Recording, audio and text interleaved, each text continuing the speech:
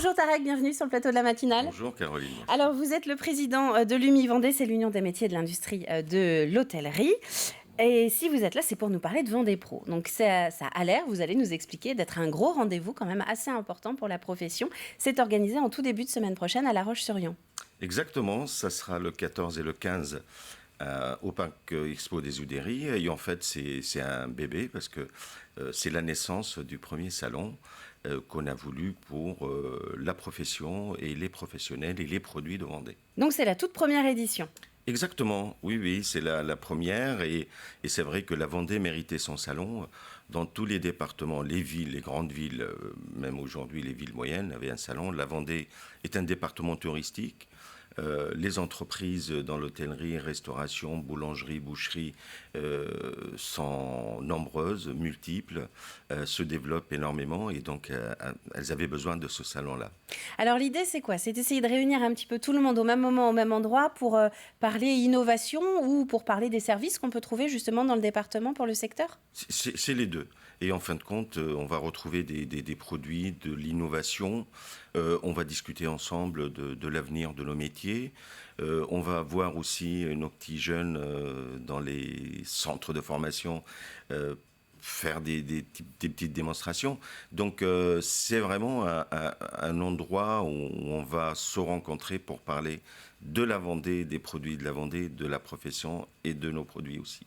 Parce on voit effectivement dans le programme, on retrouve des conférences, comme en général dans pas mal de salons, des démonstrations, c'est ce que vous dites, exactement, avec la nouvelle génération, oui. Et puis des stands avec des standistes en fait, qui vont venir exposer leur métier. Exactement. Mais en fait, à l'époque, on allait à Nantes, on allait à La Rochelle, à Niort. La Vendée maintenant, on reste à la maison. Sans salon. Et c'est vrai que c'est la proximité. On a envie aussi de rencontrer nos professionnels, c'est-à-dire les gens avec qui on travaille pratiquement tous les jours, voir les innovations qu'ils nous proposent, voir les nouveaux produits, discuter avec eux des solutions, parce que c'est un salon qui offre des solutions plus qu'un salon de vente ou d'achat de quelque chose. Et donc, c'est vraiment très, très important pour nous. Et ce qui est intéressant, c'est que vous parlez d'innovation. Donc, ça veut dire que le secteur de l'hôtellerie, des métiers de bouche, n'échappe pas, évidemment, à de l'innovation, à du changement dans le quotidien. Ça concerne quoi? C'est les manières de travailler? Je pense que la crise Covid a montré quand même que les changements sont presque vitaux, quoi. Il n'y a pas de mystère. Là, aujourd'hui, si on ne change pas, on n'existe plus. Le mode je vous donne un exemple simple. Là, vous rentrez dans un resto, vous avez les QR codes, vous avez les cartes sur tablette, vous avez de moins en moins de cartes sur papier. En termes de cuisson, mais c'est un petit peu technique, c'est pas l'occasion d'expliquer aujourd'hui comment on fait, mais il y a des normes de cuisson, etc., qui ont changé. La philosophie globale, on a besoin aussi de nouveaux concepts, de matériel qui accompagnent cette mutation. Et donc, c'est vraiment le grand changement. On a l'impression vraiment que ce salon marque aussi un nouveau chapitre finalement. C'est ça? La période Covid est derrière et il est temps de faire un état des lieux, de se retrouver, de voir où on en est tous dans son secteur, dans son entreprise, pour entamer la suite. Exactement. Vous avez entendu mon soupir, peut-être qu'il n'est pas passé en direct, mais 14-03-2020, 14-03-2022. Très symbolique. Hein. Exactement. On ne l'a pas fait exprès, ça tombait comme ça. Et lundi, dans 3 jours, il n'y aura plus de contraintes. Toutes les contraintes liées à la Covid est finie. On croise les doigts, on espère que c'est vraiment la fin de cette histoire, la fin de de cette étape qui nous a été très, très, très compliquée, pas que matériellement, mais surtout psychologiquement. Ouais. Il est évidemment très tôt pour faire un état des lieux et voir comment se portent justement les entreprises vendéennes à l'issue de ces 2 années vraiment pas comme les autres et qui ont durablement, probablement marqué donc, les entreprises. Néanmoins, vous avez un petit peu une idée justement du nombre d'entreprises qui ont survécu. C'est une grande majorité ? Oui, la majorité de nos entreprises ont survécu, ça c'est sûr. Grâce à plusieurs facteurs. La première, le soutien de l'État qui était là surtout pendant la deuxième partie de la crise, hein, à partir du mois de novembre, décembre de 2020. 20 et donc courant 2021. Mais surtout, ça c'est la spécificité vendéenne. Il n'y a pas de miracle, mais peut-être qu'il y en aura un, parce qu'on parle toujours de ce miracle vendéen. C'est que la Vendée était solidaire. Et c'est vrai qu'on est passé des fonds de solidarité de l'État à vraiment une solidarité de fonds au niveau de la Vendée.